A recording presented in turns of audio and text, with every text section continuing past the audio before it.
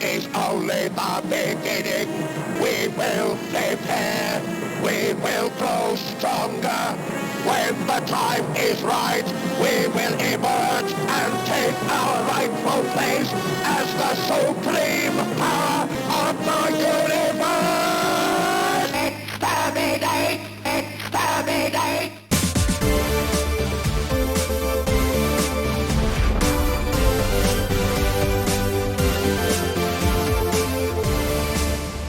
Happy 60th anniversary, Doctor Who. It feels like we've been having this celebration for half a decade now, but the actual day is finally upon us. November 23rd will mark the 60th anniversary of Doctor Who's debut on the BBC. I've been a fan since my youth, as my local PBS station owned part of the 4th Doctor's run and played it over and over and over again. I've probably seen The Ark in Space over a dozen times now, start to finish. When the modern series came along, I jumped back in and I've been on board ever since. While the new show has had its ups and downs, I'm still salty about how the pawns were written off. I'm happy to say that I'm still a fan and am looking forward to the 60th celebration and beyond. As popular as the series has been throughout the years, most of that popularity has been understandably confined to the UK, which helps explain why there just aren't that many well-known video games based on the property. Recently they've been trying to change all that with efforts on the PS3 and the Wii and mobile devices, but there's mostly never been a top-notch, widely released Doctor Who game. I say mostly because the Doctor Who segment of LEGO Dimensions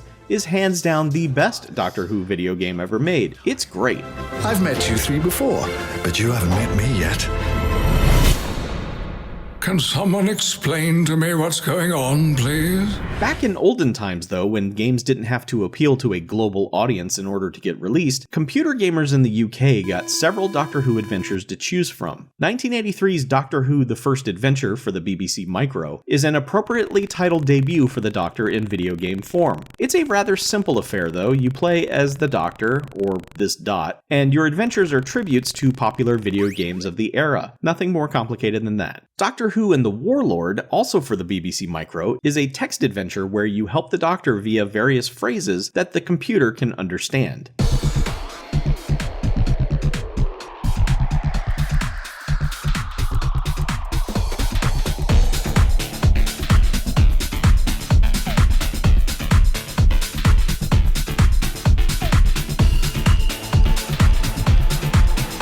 (1985's) Doctor Who and the Mines of Terror is a colorful but cheap-looking game that takes place during the 6th Doctor's run. His hair and vibrant wardrobe are instantly identifiable. There were a couple of homebrew games like Daleks for the ZX Spectrum, which is a simulation game based on similar titles from years earlier. But none had the widespread multi-platform release power of 1992's Dalek Attack, which was available for 5 different computer systems in Europe: the Commodore 64, the Amiga, the ZX Spectrum, the Atari ST, and there's also an MS-DOS version. It was developed by a company called Alternative Software, a very popular studio for lower-budgeted games in the 80s and 90s. Now, the inherent problem with making a Doctor Who video game is that the show, the classic version in particular, isn't very action-oriented. Sometimes the Doctor talks their way out of a problem, sometimes does science to reach a solution, and sometimes just pure dumb luck saves the day. Video games, though, require stuff happening, usually, especially back then.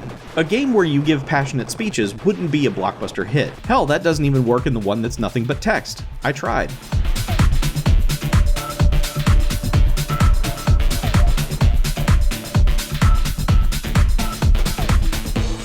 So I was surprised to learn that Dalek Attack is an action platformer, where a Doctor of your choosing goes on a murderous rampage, killing Daleks and a Klingon guy and these other things as he hunts for collectibles, rescues hostages, scales buildings, and avoids water, which will apparently kill you. The original series went off the air in 1989, so it's interesting to see that video games kept the torch burning for the show during its long hiatus. The game's story artwork features the 7th Doctor, played by Sylvester McCoy, as he was the character when the show left the airwaves. He's also prominent in the intro scene, which rules.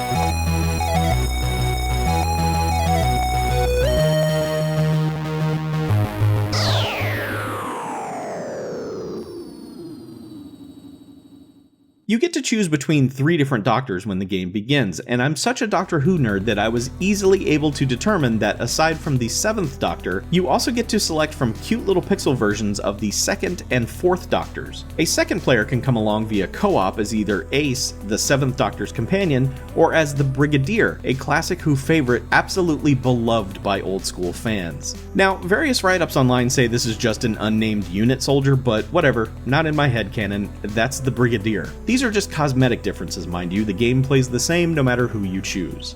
In the first level, you're flying through the sewers on your hover cart, not a Doctor Who thing, shooting the occasional slimy monster while eventually battling deadly sewer snakes.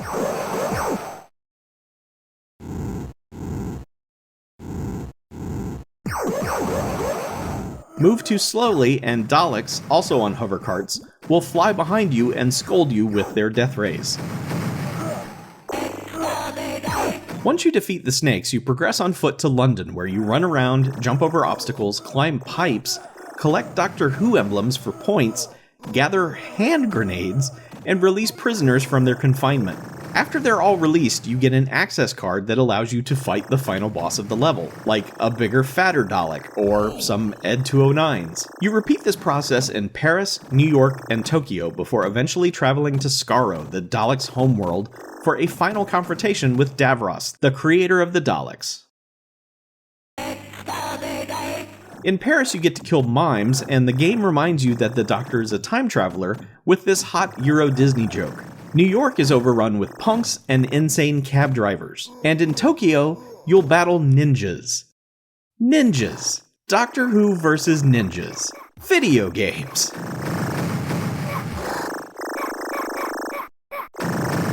My time was spent with the Commodore Amiga version of the game, which in my case was the easiest to get up and running. The Atari ST version appears to be quite similar, as does the MS-DOS version, although it looks to be running at a higher resolution.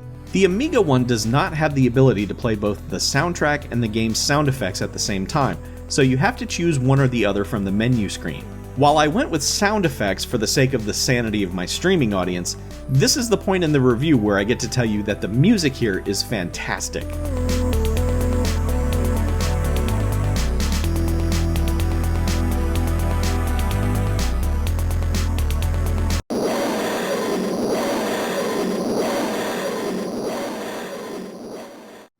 Most of it really isn't Who appropriate, but tunes like the end of level dance mix in the Amiga version are some of my favorite computer game tracks thus far in my journey.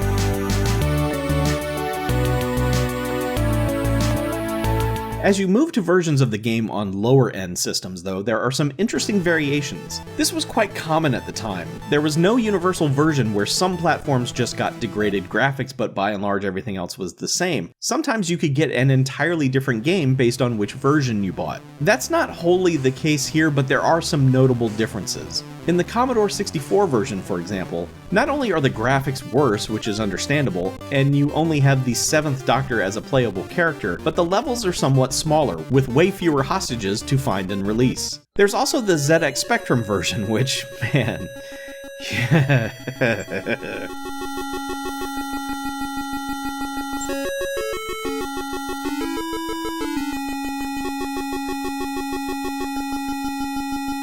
The different versions featured different music as well. The title screen music on the Amiga, Commodore 64, and MS-DOS versions are all different tracks.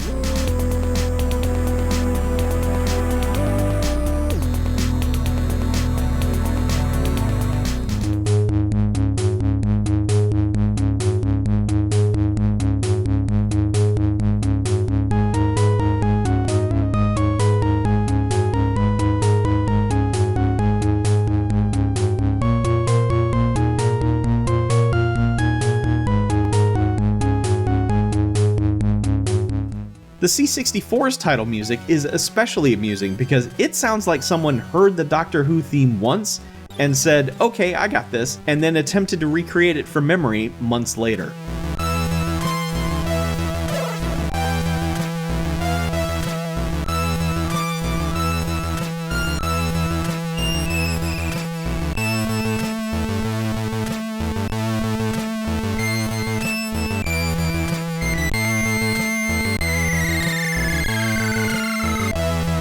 As a 90s computer game, Dalek Attack sure does have that 90s computer game obtuseness to it. A lot of games were designed with you just having to poke at them in order to extend the life of the game. For example, sure, it's obvious that you can go indoors once you've gone through your first door, but how about a broken window? Yep, that's possible too. What about these gaps between subway cars?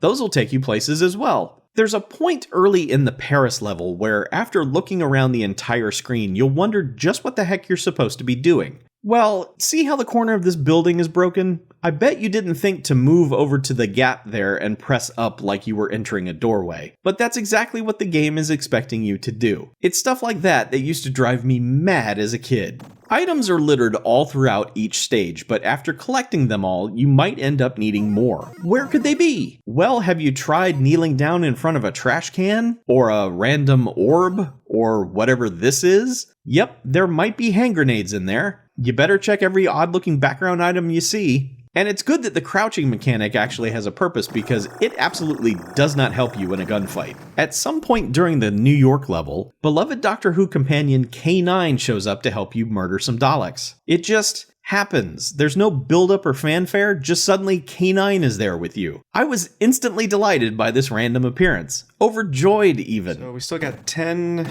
hostages to find. K9! K9's here. Look at that. K9's helping me. Oh, this game just became the best thing ever. If you're a fan of the show, the game will do little things along the way to delight you, while it's frustrating the hell out of the video game lover in you. The controls for the game are not ideal, but they're doing the best they can with the simple one-button joysticks that were available at the time. The button shoots your weapon, but you have to hold it longer to launch a grenade. You jump by pressing up or diagonally up on the joystick, and you have to keep pressing up in order to grab hold of a ledge. I'm sure all of this felt completely normal at the time, but controls have advanced and going back to it feels very clunky. Here's my final takeaway from playing through Dalek Attack. They should re-release this. Take the Amiga or MS-DOS version of the game, make sure to integrate the sound effects and music together in each level, create new pixel swaps for each of the remaining classic Doctors, and throw in a few more companions too, cobble together a new control scheme that has a dedicated jump button and maybe a grab button as well, and re-release this thing for, I don't know, $10, $15? It's not going to sell millions, but it would be a nice throwback for people who like playing older games on their new consoles. A lot of times these older games are better off left behind, but this one, with a few simple tweaks, could be a neat little product to have right now, today. I wouldn't say all of you need to seek out Dalek Attack for your emulation builds, but old school Doctor Who fans would probably enjoy messing around with it for a few, as long as you have the patience to get it running properly on the old computer of your choice. I'd recommend the Amiga version since it was the easiest to get going, but it's up to you. So there you go, it's a recommendation with a condition. And that'll do it for this video. Enjoy the 60th anniversary celebration everyone, and until next time, let's play some games.